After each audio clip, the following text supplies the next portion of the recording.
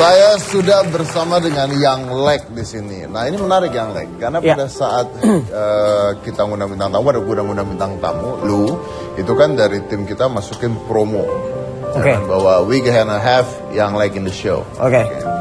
Now, the problem is pada saat kita promo itu ternyata banyak fans lu, tapi banyak juga yang nggak suka. Ya, jadi yang bilang ngapain diundang, nggak perlu diundang, dia bukannya nggak mau di TV. Gitu. Terus. Ya, nah, why? Gue bingung nih ya. Akhir-akhir ini gue terus riset keresahan gue ini nih. Soal sebenarnya lumayan berat nih bahasannya nih. Indonesia itu siap nggak sih sama eranya internet? Ke situ dulu awalnya, karena sekarang udah bukan kritik ataupun saran yang membangun lagi. Tapi hujatan gitu. Udah tingkat yang membenci dan membuli dengan kesenangan hati. Jadi mereka tuh kayak, menurut gue nih ya, gue sih harus ngobrol sama orang yang punya psikologi mungkin. Karena media sosial itu adalah sosial gitu loh. Berarti dulu kan sosial kan secara langsung. Sosial dulu berjumpa, penyakit sosial dulu beda. Setelah sosial media, timbul penyakit sosial lagi yang baru lewat internet. Karena udah nggak wajar, gue ngeriset ada YouTuber bocah, ini keresahan gue juga, namanya Yosafat. Gue sedih gitu sama Indonesia dalam artian it's okay lo hate gue, terserah, gue udah dewasa. Iya, gue pernah dengar katanya dia dikata-katain habis-habisan. Yes, itu gue bingung alasan ini orang apa. Kenapa? Karena si Yosafat cuma bikin, dia mungkin terinspirasi sama YouTuber, dan dia pengen bikin video YouTube di umurnya yang 10-11 tahun. Nggak ada salahnya dengan kamera jelek. Dengan keterbatasan dia lah yes, cuma niat dia tuh nggak kayak umur gue 11-12 tahun mungkin masih main di rental PS. Tapi 11-12 tahun dia tahu cara bikin konten. So it's good? Ya, so it's good. Cuman komennya bikin sedih. Banyak kata-kata kasar, alat kelamin. Itu masuk semua ke sana? Masuk semua, gue bacanya, men, berhenti aja jadi YouTuber, lo nggak cocok, rumah lo miskin, edit lo jelek. Salahnya ini anak apa ya?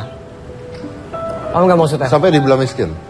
Miskin, rumahnya jelek, lo berhenti aja jadi YouTuber segala macam. Ini anak 11-12 tahun dan he want start something kayak nanti mungkin bisa jadi bigger. Who knows? Ya who knows, karena kalau lo sering lakukan kayak gitu, ada berapa banyak potensi artis yang hebat nanti yang lublok, atau potensi content creator yang lo patahin dari kecil. Nah ini penyakit baru, jadi gue nggak kaget ketika apapun yang gue lakuin, even bad or good, mereka bakal reaksinya gila. Jadi gue santai banget, karena ini udah mengglobal. Oke, but is that good for you if there is controversy? Kalau soal kontroversi sih sebenarnya apa yang gue lakuin itu sebenarnya semua sama dan sederhana dan sangat simple. Cuman bedanya sekarang kayak media selalu menyorot. Contoh, gue pernah taruhan rokok sama driver gue waktu lagi promo single gue yang slow di Bandung. Itu kayak sesuatu yang simple gitu. Itu kan kita taruhan seru-seruan gitu loh. Indonesia lawan apa, kita taruhan yuk, yang menang traktirin kita rokok gitu loh. Traktirin rokok. Gue ngupload di Instagram segala macam, masuk beritanya seorang Alex cuman taruhan rokok. Itu kan sebenarnya hal simpel yang gue nggak perlu diliput media dan nggak perlu diangkat. Gitu. Dan kalau dengan Iwa? Kalau Iwa itu different case. Itu adalah statement gue secara personal yang harusnya disampaikan personal dan harusnya itu di dapur. Dan mungkin gue kurang tahu ya gimana permainannya media pada waktu 4-3 bulan lalu. Jadi gue cuman jujur aja dan nggak semua dapur sebenarnya boleh diungkapkan. Dan itu sebenarnya statement harusnya sih oke-oke aja. Okay, it's your opinion, right? Yes, kayak contoh misalnya aku ngomong sama Mas Dedi tuh gini, menurut aku tuh Mas Dedi jelek gini. Terus harusnya itu nggak masalah kalau disampaikan personal. Oke, cuman karena akhirnya digemborkan oleh media. Yes, but dan it's not you yang gemborin ke media. Bukan. Oke. Sama satu lagi sih, kayak seharusnya tuh kayak harusnya ada gimana ya, sebelum berita naik atau segala macam harusnya ada konfirmasi dulu, cuman langsung dinaikin aja. It's okay, I know the media wants the traffic gitu loh. Cuman nggak masalah sih, dalam artian ya harusnya ada izin aja. Cuman nggak apa-apa juga. Yang berlalu biar berlalu, gitu, yang baru akan datang. Oke. Itu gue ngeliat ada wajahnya Ahok di tangan lu. Iya betul. Can you show it to the camera? Masih luka sih, masih 4-3 hari lalu Pak Ahok. Ini tato permanen by the way. Iya. Merinding nih, mau nangis nih. Why? Karena gimana ya, Ngelihat sosoknya dia itu satu orang yang ngelawan arus. Kayak kenapa sih pada benci dia banget? Karena nggak tahu nih, mungkin gue tahu kali ya. Gue tahu dia dipenjarain di penjara yang tempat isinya orang-orang yang dipenjarain sama dia. Terus kayak gue sedih banget. Kenapa gue mau stand out setelah pemilu? Karena gue nggak mau banget dikait-kaitin followers gue untuk gue track untuk pilih Pak Ahok segala macam. Gue nggak mau, gue pengennya bersih banget karir musik aja. Jadi setelah selesai pemilu kayak gue udah nggak kuat dan nggak tahan, gue harus stand out. Maksudnya gue harus keluarin, ya kan kebebasan gue juga gitu loh. Mas Didi bersuara, mungkin bisa lewat lagu, bisa lewat karya. Ini tato ini karya juga gitu loh. Bisa lewat Twitter, suara itu pun bagian dari karya. Dan itu adalah ekspresi lu terhadap seorang tokoh yang bernama Ahok. Iya, karena menurut gue gini, seumur gue hidup gitu loh, 25 tahun nih, belum pernah gue ngelihat politisi ketangkep, penjara, orang-orang nangis. Gue juga termasuk nangis. 25 tahun gue hidup di Indonesia, di Bumi Pertiwi, gue gak pernah ngelihat ada sesosok politisi yang punya fans. Mengguncang dunia gitu ya. Yes, dan dia mengguncang dunia gitu. Ini udah another level. Dan kenapa gue, mungkin kalau gue Mas Didi hidup di zamannya Pak Soekarno, gue bakal mengidolakan Pak Soekarno. Ya. Cuman gue let's be real aja, gue hidupnya di eranya si Pak Ahok.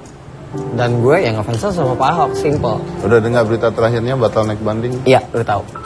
Dan gue rasa sih kebijakan yang ya udahlah, rasa mungkin udah capek kali ya, dia mungkin ya udah, let's be gentle 2 tahun. Habis itu mungkin dia mau start hidup baru atau balik lagi ke menjadi patriot sesuai dengan wawancara dia sebelumnya. Gue nunggu banget. Gitu. But you basically gonna support him? Oh pasti, apapun yang dia buat, mau dia berhenti di politik, mau enggak, bakal support dan ngefans. Karena gue tahu dia punya integritas gitu. Jadi apa yang diomongin semuanya benar dia lakuin. That's why itu alasan besarnya kenapa gue tato Pak Ahok, kenapa permanen. Karena satu, sosok yang gue idolain banget di era sekarang. Gak pernah gue ngidolain politisi, gak pernah seumur umur. Baru ini gitu. Yang Lek, tadi sebelum kita bicara Ahok, kita ngobrol tentang Yosefat.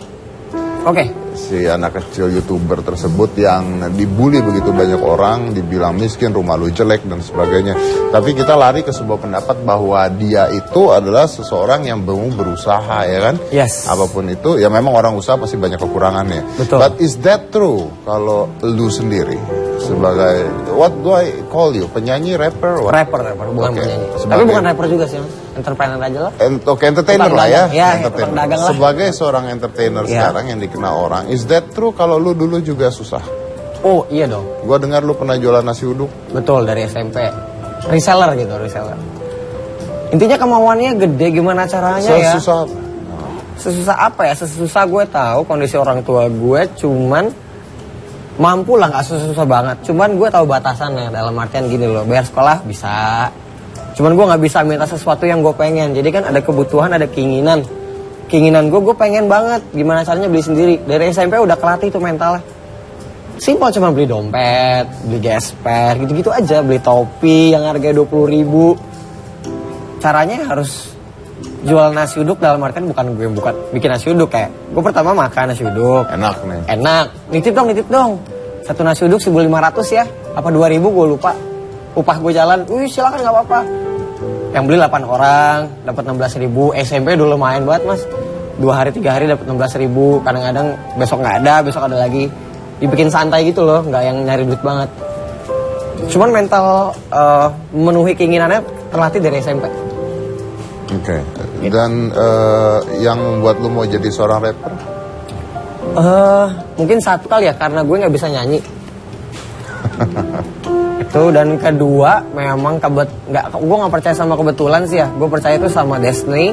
Dan gue tau gue ditakdirin memang untuk bergerak di dunia ini nih. Atau memang mungkin gue punya kapasitas, mungkin Tuhan percayain gue gimana caranya gue nanti dapet tanggung jawab. Dan gue bisa tanggung jawab ini sekarang, yang gue sadar sekarang harus mulai gue ambil gitu. Dalam hal bersuara dan kasih influence ke orang-orang gitu. Mungkin disadarkannya sekarang.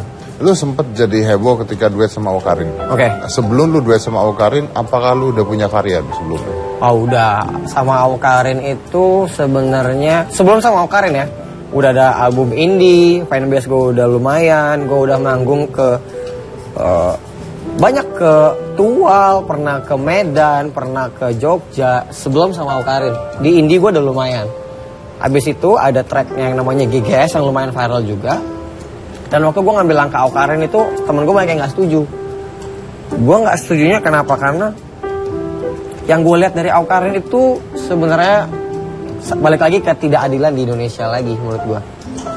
Karena setelah gue ngobrol personal sama dia kenapa sih bisa viral? Dia orang ABG, putus eranya sekarang, mau curhat di vlog, di-upload di vlog, viral. Salah dia nggak? Nggak salah dia. Terus memang salah dan jangan ditiru, dia ngomongnya kasar. Tapi salah dia nggak? Nggak salah dia. Harusnya kalau mau disalahin adalah platformnya gitu loh. Kalau lo memang nggak siap untuk kebebasan bersuara atau berpendapat lah, harusnya platform itu nggak boleh ada di sini, sosial medianya. Karena harusnya ada aplikasi yang khusus untuk Indonesia yang nggak boleh ngomong kasar. Jangan salahin personnya gitu loh, jangan salahin Awkarinnya ataupun siapapun lagi berikutnya. Selain adalah platformnya nggak bisa menyaring, harusnya ada aplikasi khusus Indonesia. Contoh misalnya Snapchat atau Instagram khusus Indonesia. Misalnya harusnya seperti itu. Jadi maksudnya harusnya difilter sama platform? Iya, lu jangan orangnya dong. Karena orang, dia bilang gini ngomong kotor gitu, itu haknya dia gitu loh.